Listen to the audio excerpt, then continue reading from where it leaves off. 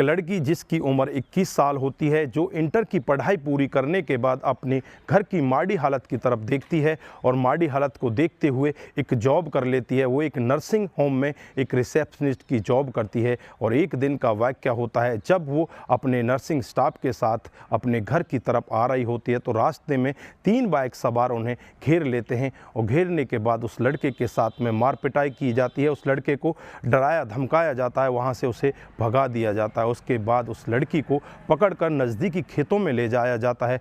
घंटों तक उसके साथ में दरिंदगी की जाती है। वो वहीं पर नहीं रुकते। उसके बाद 4 लोगों को फ़ोन किया जाता है। 4 जो उनके दोस्त होते हैं वो भी वहाँ पर पहुँच जाते हैं और उस लड़की के साथ लगातार कई घंटों तक दरिंदगी करते हैं। इसी बीच में उसका वीडियो भी उतार लेते हैं और जाते जाते उस लड़की को यही कहकर जाते हैं कि अगर तूने इस सब के बारे में किसी को बताने की कोशिश की, अगर किसी को तूने इस सब के बारे में बताया तो तुझे जान से मार दिया जाएगा। और जो तेरा वीडियो है ये तो बस इसलिए रख रखा है कि जब भी हमें तेरी ज़रूरत होगी तुझे हमारे पास आना होगा। घटना के 10 महीने बाद ये वीडियो सोशल मीडिया पर वायरल हो जाता है। वायरल भी इस कदर हो जाता है, वायरल होते हुए ये पुलिस वालों के पास पहुंच जाता है और पुलिस वाले जब इस वीडियो को देखते हैं तुरंत ही एक्शन मोड में आते हैं। उन 7 लड़कों के खिलाफ मामला दर्ज कर उन्हें जेल के अंदर भेज दिया जाता है। ये मामला कोर्ट में पहुंच जाता है और कोर्ट में पहुंचकर एक फैसले का दिन भी आ जाता है। जज साहब जब फैसला सुनाते हैं तो एक बहुत ही चौंकाने वाला फैसला सुनाते हैं।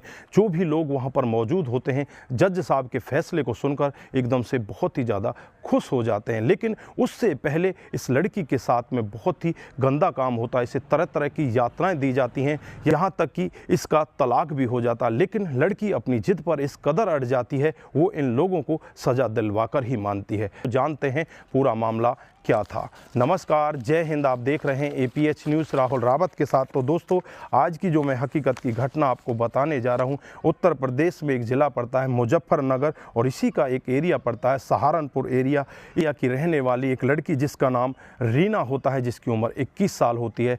जब ये दरिंदे उस लड़की के साथ में इतना घिनौना काम कर देते हैं, उसके बाद ये लड़की अपने घर पहुंच जाती है। घर पर जैसे ही पहुंचती है ये अपने माता पिता को या किसी और को भी नहीं बताती और चुपचाप अपने कमरे के अंदर चली जाती है। वहां पर बैठकर रोने लगती है क्योंकि इसके पिता भी बहुत ज़्यादा गरीब होते हैं, इस वजह से ये ज़्यादा कुछ नहीं कर पाती। लेकिन अब इसे लगने लगता है कि ये दरिंदे तुझे नहीं छोड़ने वाले, अब ये दोबारा से तेरे साथ में ऐसे ही घिनौने काम को अंजाम देंगे। ये लड़की बहुत ही ज़्यादा डर जाती है, बहुत ही ज़्यादा सहम जाती है। उसके बाद ये अपने घर वालों की मर्ज़ी से अपने गांव, अपने घर को छोड़कर हरियाणा के गुरुग्राम में पहुंच जाती है और वहां रहकर जॉब करने लगती है। लगभग 10 महीने का समय बीत जाता है। यहां पर जो लड़के होते हैं वो भी इस लड़की को इधर उधर ढूंढने की कोशिश करते हैं, लेकिन उन्हें कहीं से भी इस लड़की के बारे में कुछ पता नहीं चलता। उसके बाद ये वीडियो सोशल मीडिया पर वायरल हो जाता है।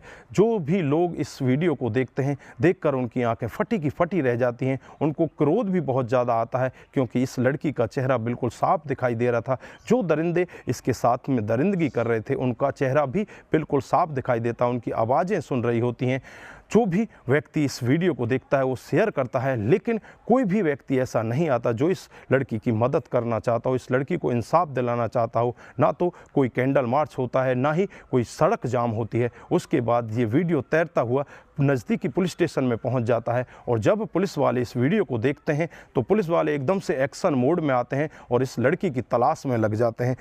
24 जून 2014 को पुलिस गुड़गांव में पहुंच जाती है, उस लड़की को अपने पास थाने में ले जाती है।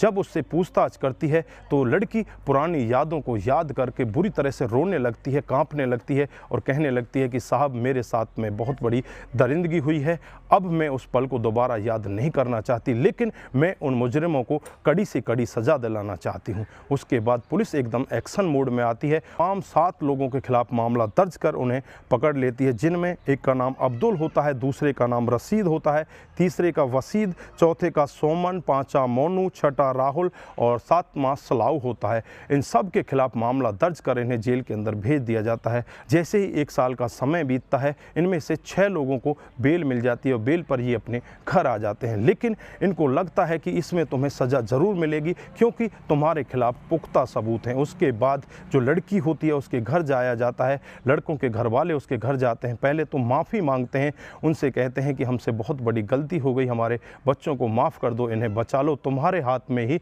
इनको बचाना है। लेकिन जो लड़की होती है रीना इनसे साफ मना कर देती है कि मैं वो दर्द इनको दिलाना चाहती हूँ जो दर्द मैंने सहन किया है। अब घर वालों को भी लगने लगता है कि ये लड़की मानने वाली नहीं है। फिर वो अपनी तरह तरह की कोशिशें करते हैं। लड़की इतनी परेशान हो जाती है, वो अपने घर से बाहर भी नहीं निकल पाती और घर वाले परेशान होकर नज़दीक में ही देखकर इसकी शादी करा देते हैं। सादौली गाँव के रहने वाले एक लड़के के साथ इसकी शादी हो जाती है। शादी के बाद ये अपनी ससुराल में पहुँच जाती है। लगभग 1 साल का समय ऐसे ही बीत जाता है। वहाँ पर अच्छे से रहने लगती है, लेकिन जो लड़के वाले होते हैं उनको पता चल जाता है कि इस लड़की की शादी इस गांव में हुई है। वो वहीं पर पहुंच जाते हैं और वहां पहुंचकर जो ससुराल पक्ष होता है उन्हें 25 लाख रुपए की पेशकश की जाती है और उनसे कहा जाता है कि तुम्हें 25 लाख रुपए दिए जाएंगे, अपनी बहू से बोलो कि अपने बयान वापस ले ले। इस पर जो पति होता है अपनी पत्नी से कहने लगता है कि तुम अब अपने बयान वापस ले लो क्योंकि तुम्हारी शादी हो चुकी है, तुम अच्छे से अपने घर में रह रही हो। इस पर जो पत्नी होती है अपने पति से कहने लगती है कि क्या इसीलिए तुमने मेरे साथ में 7 फेरे लिए थे? क्या उन 7 फेरों को, 7 वचनों को आज भूल चुके हो जो तुमने कहा था कि मैं तुम्हारी हर पल रक्षा करूंगा? तुम तो यहाँ पर मेरी रक्षा नहीं कर रहे, मुझे बेच रहे हो, मेरा सौदा कर रहे हो। इस पर पति क्रोध में आ जाता है और पति अपनी पत्नी से कहने लगता है कि अगर तुमने ये फैसला नहीं माना तो मैं तुम्हें तलाक दे दूंगा। रीना वो बहुत ही ज़्यादा परेशान हो जाती है, परेशान होकर अपने पति से तलाक ले लेती है। तलाक लेने के बाद वो अपने मायके, अपने परिवार के पास पहुंच जाती है, लेकिन उसका घर से निकलना दुर्लभ हो जाता है क्योंकि जो लड़का पक्ष होता है वो बहुत ही बड़े पैसे वाले होते हैं। उस लड़की को तरह तरह की यातनाएं देते हैं, उसे तरह तरह से डराते हैं, धमकाते हैं, उनके घर वालों के साथ भी बहुत गलत व्यवहार करते हैं, लेकिन वो लड़की टूटती नहीं है, झुकती नहीं है। और 20 जुलाई 2017 का दिन होता है जब इस केस का फैसला आने वाला होता है। इस लड़की की तरफ से जो वकील होते हैं उनका नाम होता है मोहम्मद कयूम और इनके सामने कई सारे डिफेंडर वकील होते हैं जो तरह तरह की